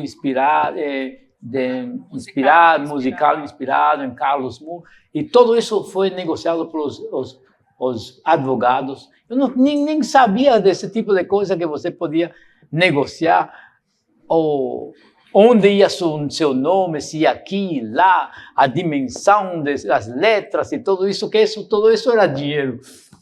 Então, esse foi o primeiro dinheiro. Eu ganhei o pleito contra o musical, ganhei esse pleito em 2007. Então, a partir de 2007, pude me sentir à vontade para fazer pesquisas e escrever livros, inclusive os livros que vocês estão lendo lendo foram pagos com dinheiro de aí. Então, quando se fala de escrita emocional, você tem que escrever romances, porque aí você pode jogar todo o seu ser, todo o seu subjetivo. Mas quando você está fazendo um livro como Racismo e Sociedade, aí não há subjetividade que você possa jogar aí dentro. Tudo o que fere, você tem que colocar num lado. Tem que colocar num lado. Não é que não é importante a ferida, é que você tem que analisar as coisas praticamente friamente. Se colocar de fora das coisas. E eu não estou dizendo o que dizem aqueles acadêmicos burocráticos, que eles são, você tem que ser objetivo, e eles não são. Eles não são objetivos. Porque, em primeiro lugar, pertencem a um mundo que é um mundo hegemônico. Esse mundo não é objetivo, ele olha de cima para embaixo. Então, que objetividade você pode ter se você já pertence às classes dominantes, se você pertence às oligarquias dominantes, se você pertence ao poder. E qualquer professor branco dessas universidades, ele tem o poder na mão, ele tem o poder de quebrar você, inclusive de quebrar você em suas teses, de impedir, inclusive desmoralizar tanto você que você... Quantas pessoas eu não vi que entraram em colapso nervoso por esse assédio de professores brancos que simplesmente decidiram quebrá-los. Então, eu não estou falando dessa falsa objetividade. Eu estou falando nessa necessidade de você se colocar por fora da história para poder olhar a história. Porque se você não se coloca fora dela, você não pode pesquisá-la. Não quer dizer que você não está dentro da história. É quando você faz a pesquisa que se você volta dentro dela, mas você não, já suas emoções não estão, o que está é uma lógica. Todas essas pesquisas me levaram muito tempo, 35 anos para chegar a publicar um livro com a confiança que publiquei, Racismo e Sociedade. Foi muita pesquisa. Em todo o mundo, na Índia, na Indonésia, na Europa, no Caribe, na África, em muitos lugares. E pesquisas também que eram nas bibliotecas, esse tipo de coisa, e financiando essas viagens. É muito difícil. Mas o principal que eu posso dizer para você é que se você vai falar de você, e isso é muito válido de falar de você, é sua vida que referenda sua obra. E se vocês veem cada vez que eu não falo simplesmente friamente, eu sempre estou falando de minha vida pessoal, de onde eu estava, aquilo que estava, coisas pessoais. Porque essas coisas pessoais são as coisas que fazem de mim quem eu sou. Mas apenas eu começo a atacar um problema, eu tenho que colocar Carlos Moore ao lado e atacar esse problema de uma maneira lógica, sequencial. Que é o que levou a isto? E isto deu o quê? E disto surgiu o quê? Então, se eu posso obter essa concatenação, então a esse momento eu posso ter um mínimo de confiança de que estou no caminho mais ou menos certo. Mas para ter esse tipo de coisa, você não pode estar constantemente... Eu não quero dizer que eu não faço, daí não entro na minha casa e não faço amor com minha mulher. Claro que faço amor com minha mulher. Mas eu não escrevo meus livros fazendo amor com minha mulher ao mesmo tempo, eu penso nela. Então, compreende? Então, são coisas... São domínios diferentes. Compreende? Domínios diferentes. Quando você fala de você, quando você joga a sua subjetividade dentro da sua pesquisa, você vai ter um problema. Vai ter um problema porque a subjetividade pode afogar a parte analítica. Estão compreendendo o que eu estou tentando dizer?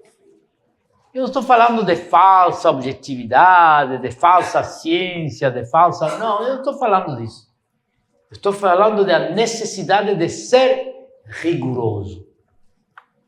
Há que ser rigoroso. Se você está fazendo um trabalho de pesquisa, tem que ser rigoroso.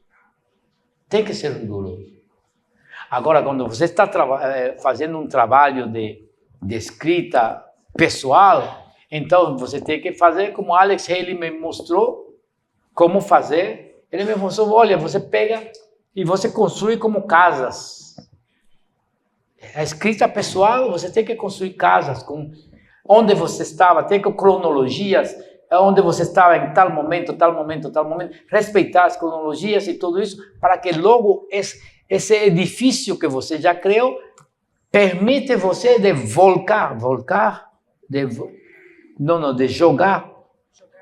jogar toda a sua subjetividade, porque já está dentro já do edifício, compreendeu?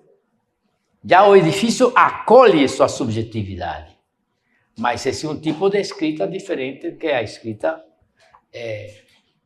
analítica, que você tem que fazer pesquisas na Índia, tem que fazer pesquisas no tal lugar, tem que fazer pesquisas lá, e logo reunir todas as pesquisas e tentar ter uma linha, um fio condutor. Porque sem fio condutor você não pode estruturar um pensamento. Eu espero que tenha respondido com suficiente clareza. A outra pergunta é: existem perspectivas para o desenvolvimento africano? Se sim, por quais vias? Como a África pode superar o atraso tecnológico e econômico? Qual papel a diáspora pode exercer nesse desenvolvimento? Bom, vocês sabem eu acho que vocês sabem que esse é o fenômeno, o tema que eu vou atacar amanhã nessa aula magna. Eu acho que vocês sabem que a aula magna é toda sobre isso. Aquilo é uma análise de como aquilo que eu denomino de África global, como a África global pode, sim, como a África global, ou seja, a África continental e a África diaspórica, a África diáspora e a África continental. Como, segundo eu penso que há certas coisas básicas que nós temos que fazer, senão não é possível de nós sairmos desse século XXI vivos, como civilização e como povos. Os povos negros, os povos pretos, os povos de origem africana, e aqueles que não são de origem africana, mas que são pretos. Porque eu fiz pesquisas na Austrália entre os aborígenes. Fiz pesquisa na Papua Nova Guiné. Vocês sabem onde estão esses lugares? Todos esses são povos negros. Mas não são povos africanos, não são da diáspora africana como você e eu, que surgimos de um processo violento dos últimos 500 anos. São povos negros que vieram da África, saíram da África há 60.000, 70.000 anos e que foram e se assentaram em todos esses lugares. Fiz pesquisa nas Filipinas, no norte das Filipinas, entre os negros lá de Luzon, para compreender exatamente que tipo de consciência tinham esses povos deles próprios. 2 vezes tive que ir para Papua Nova Guiné que está exatamente ao lado da Austrália. Na parte, a Austrália está aqui em cima, Papua Nova Guiné está embaixo da Austrália. Ouviram falar de Fiji? Todos esses são estados de populações negras. Ou seja, há toda uma parte do Pacífico que é a parte chamada de Melanésia. Melanos quer dizer negro. Melanésia. Então, eu fiz pesquisa lá na Melanésia e pesquisa na Índia, no sul da Índia. Então, eu estou desde há anos confrontando esta questão da situação dos negros do mundo que estão em uma situação que nenhum outro povo confronta essa realidade. Somos os últimos dos últimos, dos últimos, dos últimos. Franz Fanon falou dos condenados da terra. Ele incluía os árabes, todos aqueles que estavam na situação colonial. Os negros são os condenados do subsolo da terra. Estão por embaixo de todo mundo. E em todos os lugares onde eu viajei no mundo inteiro, isso foi o que me impressionou tanto. É que o racismo era planetário e que o ódio contra a raça negra era tão profundo. Esse ódio era tão profundo em todos os lugares, em todos os cantos do planeta. Eu acho que vocês compreendem já, depois de ter lido um pouco o Racismo e Sociedade, depois dessas conversas, por quê? Por que desse ódio? Que esse ódio tem uma lógica, tem uma razão de ser. Que o racismo é algo dinâmico, que se expande, concretamente, que estabelece relações de repulsa, porque os povos negros representam hoje em dia um perigo muito grande. Porque eles estão em los lugares onde estão os maiores recursos.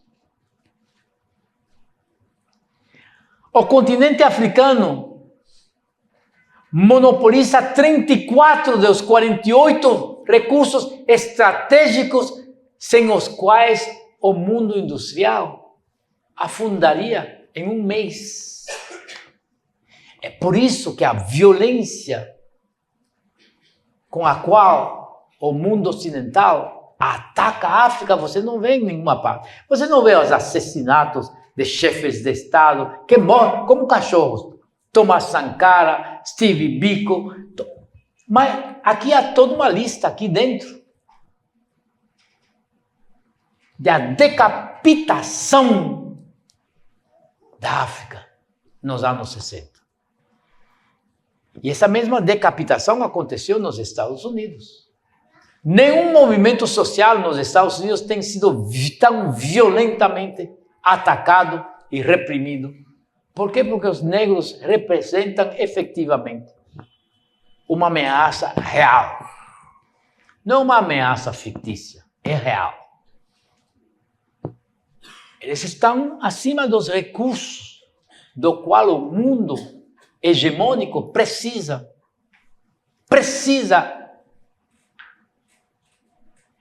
para continuar sendo hegemônico. Então, são razões lógicas.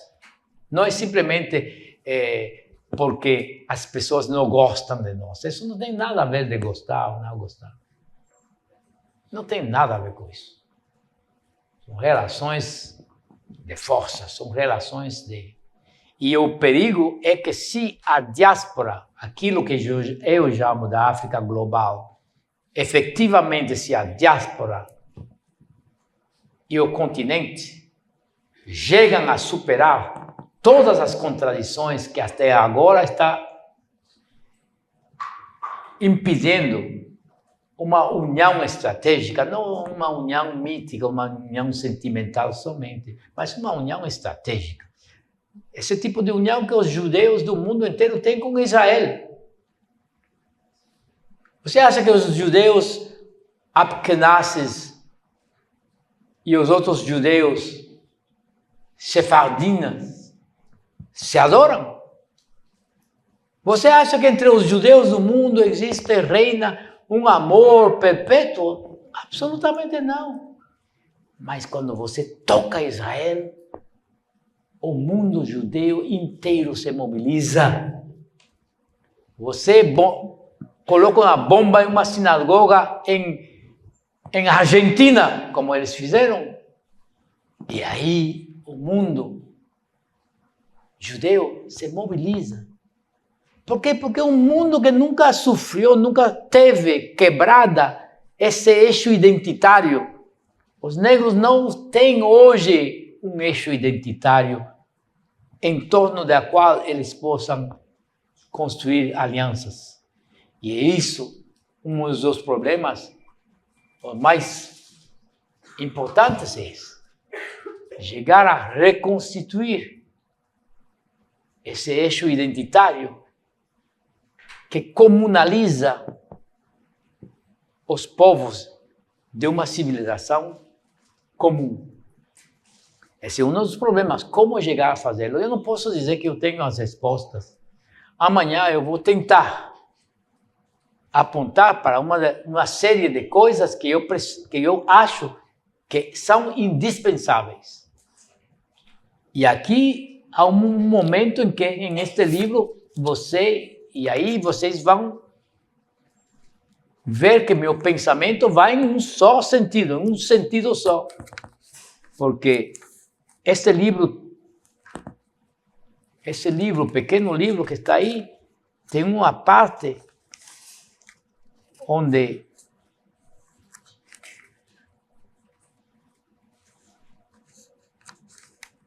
se fala da União Continental Federal ou o caos.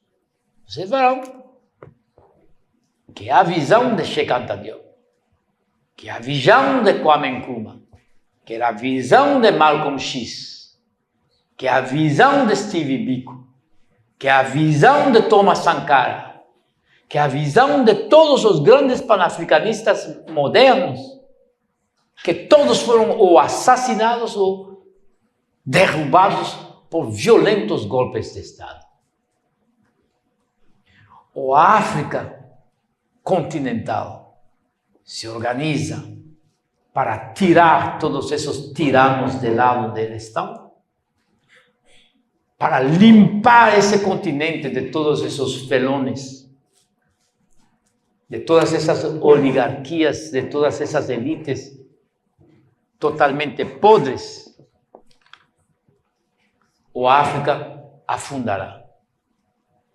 E se a mesma coisa não acontece dentro da diáspora, é a mesma coisa, porque não pensem que somente a diáspora, a África, que tem todos esses ladrões. E praticamente todos os movimentos negros têm conhecido roubos, têm conhecido pilhagens, têm conhecido todo tipo de coisa. Olha, ser negro é ser um ser humano. E parte do ser humano é a fraqueza diante do dinheiro. Isso forma parte do ser humano. A codícia, se diz? Codícia? Não, codícia não é. A cobiça. A cobiça. A inveja. A hipocrisia. Tudo isso está dentro de nós. Por quê? Porque somos seres humanos. Aqueles que exigem que seamos seres perfeitos para sermos respeitados, estão demonstrando que são racistas, porque eles não são seres perfeitos. E exigem o respeito. Então, nós temos todo tipo de contradições. E na situação na qual nós estamos no mundo inteiro, uma situação de desespero total, você tem maiores cobiças aí dentro. Porque aquele que é pobre quer sair da pobreza, de qualquer jeito. E as populações negras são pobres em todas as partes do mundo. Então, temos muitas contradições que nós temos que ver como resolvemos. Mas não é uma questão de Carlos Moore ou dela, é uma questão de um pensamento coletivo. E a pesquisa deve servir para isso, senão não serve para nada. Para mim, não tem nenhum interesse a pesquisa se não é para resolver nossos problemas. Se não é para resolver nossos problemas, não me interessa. E a única razão pela qual eu digo, olha, o marxismo não serve para nós é porque não resolve nossos problemas. Se ele resolvesse, olha, eu estaria dentro até agora. É uma das mistificações atuais. Ainda há jovens negros que continuam acreditando nessa ideologia, nessa religião. Porque é uma questão de fé, não é uma questão de científica, não é uma questão de fé. Mas para estabelecer, como você perguntou, como estabelecer essa ponte de aliança estratégica, isso é muitas coisas que tem que ser feita. Mas tem que ser, que o começo tem que ser algo muito básico, muito importante, é o autorrespeito e o respeito ao outro. No continente africano, não conhecem os nossos problemas. Por acá, não conhecemos os problemas do continente africano. E essa ignorância é algo que desempenha um papel em contra de nós. Não podemos seguir dentro dessa ignorância. Temos que ter um conhecimento, temos que ir para a África. E os africanos têm que ir para aqui. E quando eles vêm para cá, temos que acolher eles. E quando nós vamos para lá, eles têm que acolher nós. Há que começar a criar esse fluxo e esse refluxo. Antes eram os navios escravagistas que faziam esse fluxo e refluxo. Mas não era em função de nossos interesses. Mas deve haver um fluxo e refluxo. E eu acho que, pouco a pouco, as pessoas estão compreendendo que isso é necessário e sem isso não é possível reverter a situação e evitar o estrangulamento no século XXI. Da mesma maneira que os jovens africanos estão aqui nas universidades, que há que estabelecer contato. Você não pode ir para a África para estudar as realidades da África. Eles estão aqui. Que eles expliquem a vocês quais são as realidades no seu país. Realidades da mulher, realidade dos meninos, a realidade das crianças, a realidade dos matrimônios, os não matrimônios. Por que há tanta homofobia? Por que há tanta homofobia na África? Há muita homofobia no mundo, mas a homofobia na África é algo praticamente patológico. É violento. Matam gente, matam mulheres, matam homossexuais, homens e mulheres. A África do Sul é um terror, se você... Ora, a África do Sul é o único país africano que tem uma lei que proíbe a perseguição de homossexuais. Mas na África do Sul, a perseguição dos homossexuais é uma coisa incrível. Zimbábue, Uganda, Tanzânia. Você sabe que o próprio presidente da Tanzânia, há 4 meses atrás, deu um celular particular dele. O presidente falou, se você conhece gays, você liga a esse celular, que eu vou me ocupar deles. Vocês estão cientes de tudo isso que está acontecendo?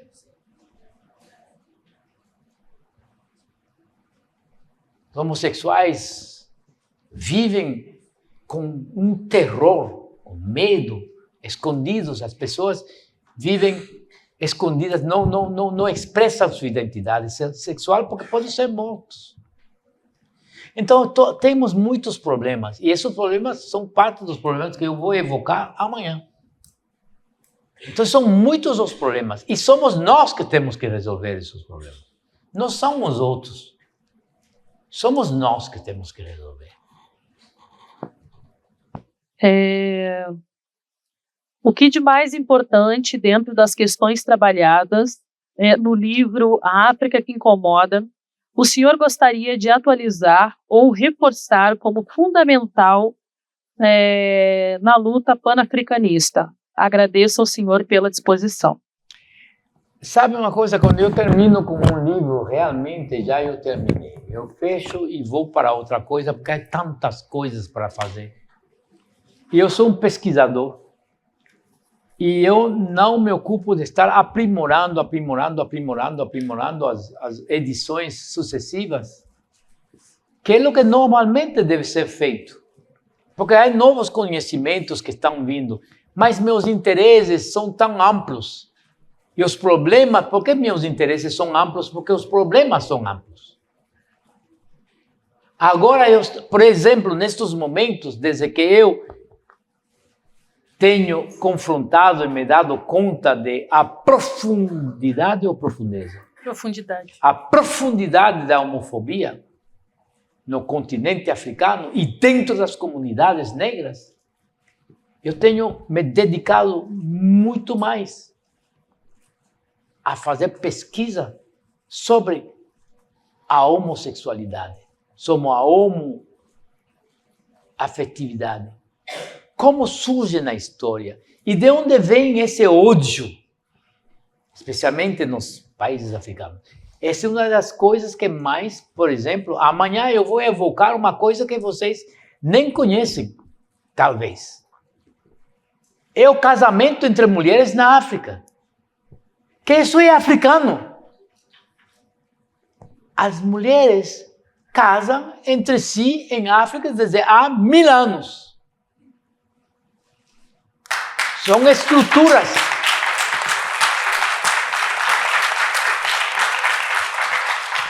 As mulheres inventaram essas estruturas, que são estruturas africanas. Então, quando esses chefes de Estado dizem não, é o Ocidente que está impondo a homossexualidade na África, é mentira. É pura mentira.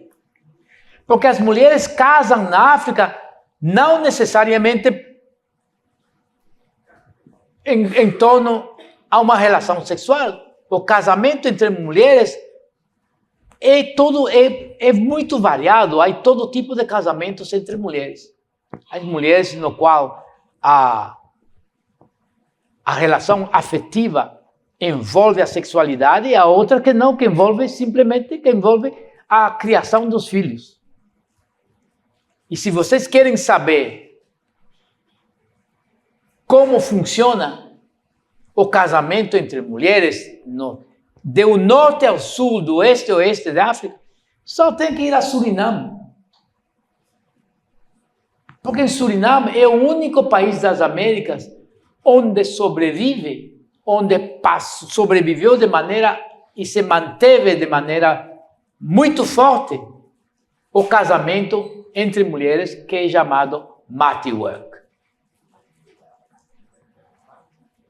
E a pessoa que fez a obra o estudo mais importante sobre isso foi, você pode imediatamente olhar na internet, Wecker, que ela é uma negra holandesa que passou 3 anos lá para estudar o Matiwork. E quando eu fui para Gana, fazendo pesquisas, há 6 anos, a última vez que esteve em Gana, uma das coisas importantes que eu discuti com o Departamento de Mulheres da Universidade de Gana foi os casamentos, as estruturas de casamento entre mulheres. Porque eu não conhecia também essas estruturas, que são estruturas africanas. Tem mais de 1000 anos de existência. Então, esses ataques contra os casamentos de pessoas do mesmo sexo que estão acontecendo hoje é um fenômeno novo na África. É um fenômeno que tem a ver também com a evangelização progressiva do continente por esses dirigentes.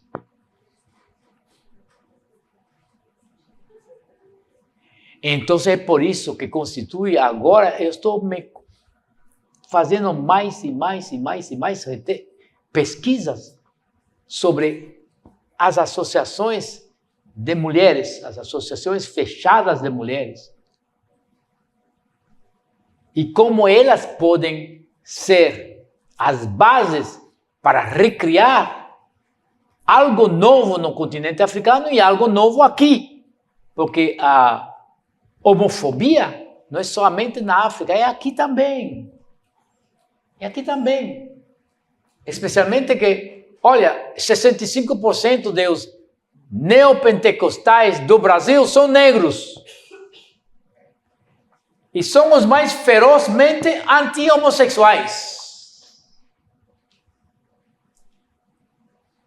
Então, quando você vai para a Colômbia, quando você vai para o Equador, você encontra essa penetração do evangelismo que está penetrando brutalmente, falei anteriormente, o continente africano, e levando para lá uma forma de homofobia agressiva e brutal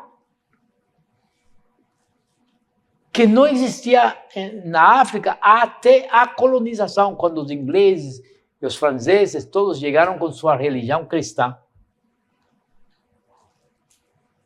Então, todos esses fenômenos são fenômenos sobre os quais nós temos que pesquisar.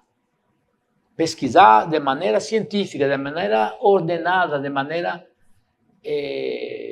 muito pausada, que não é uma questão simplesmente de sentimentos, porque os sentimentos estão aí, sim, devem estar sempre.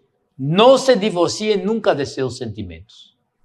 Se alguém disse para você que você deve se divorciar para ser um cientista social desses sentimentos, então já você sabe que essa pessoa efetivamente não é amiga sua, não é alguém que está em favor de sua expansão intelectual.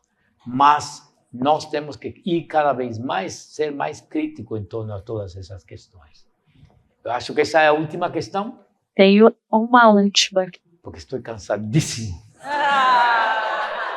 Mas eu acho que o senhor já respondeu. Confesso. O que o senhor acha da reparação em África? Ou está dentro do que o senhor vai falar? Não, a reparação em África é uma bobagem. Porque quem vai pegar o dinheiro? Quem está pedindo reparações na África? São os povos ou essas elites de ladrões? Esse é outro jogo, esse é um novo jogo dessas elites agora, simplesmente para embolsar dinheiro. As reparações é algo sério. Reparações não é uma coisa que individualmente de um estado para outro você faz, é uma negociação coletiva, como fizeram os judeus. Alemanha, você matou 6 milhões de judeus. Holanda, você contribuiu. Bélgica, você também. Espanha, você era cúmplice. Portugal, vocês devem reparações. E isso foi negociado. E foi com o dinheiro das reparações dos europeus. Esses não foram milhões, foram bilhões. Que o novo Estado de Israel começou a se construir como uma potência que hoje tem armas nucleares. O Estado de Israel só, um Estado que não tem nem 10 milhões de habitantes, tem mais de se estima que entre 350 e 400 ogivas nucleares. E tudo isso veio como reparações. Isso sim é reparações. Mas reparação, o Zuma pedindo reparação, Zuma, vocês ouviram falar de Zuma da África do Sul? Não. Zuma pedindo reparações, essa é outra coisa. Então, se vocês, essa última questão, então se eu só quero fazer uma coisa expressar para vocês algo muito pessoal, porque não é protocolar, não é dizer, minha satisfação, não. É uma coisa muito pessoal. eu me sinto muito tocado destes 3 últimos dias, de estar em contato com jovens. E que poder transferir para eles os resultados de minhas pesquisas. Poucos pesquisadores têm esse privilégio. Poucos. Sheikh Anta Diop não teve esse privilégio. Ele morreu sem poder mesmo ensinar na Universidade de Dakar, porque era proibido. A França proibiu, o Estado do Senegal, que respondia aos interesses da França, impediu Sheikh Anta Diop de ser professor na Universidade do Senegal. Poucos pesquisadores que têm contribuído ao pensamento do mundo africano têm o privilégio que eu tenho tido estes últimos 3 dias, de dizer, olha, é isto que eu encontrei. E eu fiquei agradavelmente surpreso quando o Maurício me pediu isso, de vir para fazer durante 3 dias para discutir com vocês. Ninguém nunca, isso nunca se fez. Eu nunca teve essa experiência.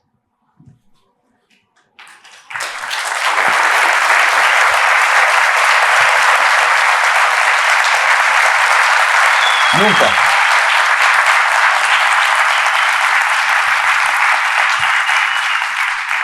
E por esse momento tão lindo, tão agradável, eu tenho que agradecer vocês, agradecer Maurício, por ter tido a iniciativa e a ideia. E vocês, por terem sido tão atentos e tão atentos, porque eu sei que escutar alguém durante 2 horas é muito cansativo, e vocês vêm já cansados aqui. Às 6 horas já vocês vêm aqui cansados. E eu estava constantemente olhando para a direita, a esquerda, olhando a atenção com a qual vocês estavam olhando, e digo, pois, todas essas pessoas que estão cansadas, que vêm de curso, que já estudaram durante o dia, trabalharam, estão aqui com essa atenção e com esse respeito carinhoso com o qual vocês, dessa escuta carinhosa e respeitosa que vocês têm tido.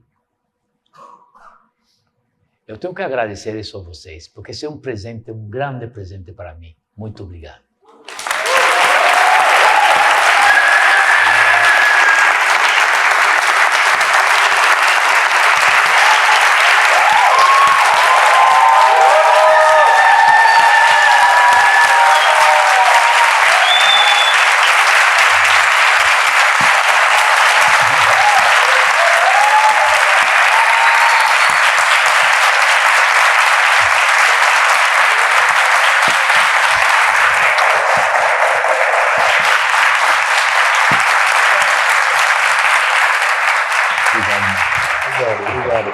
Muito obrigado.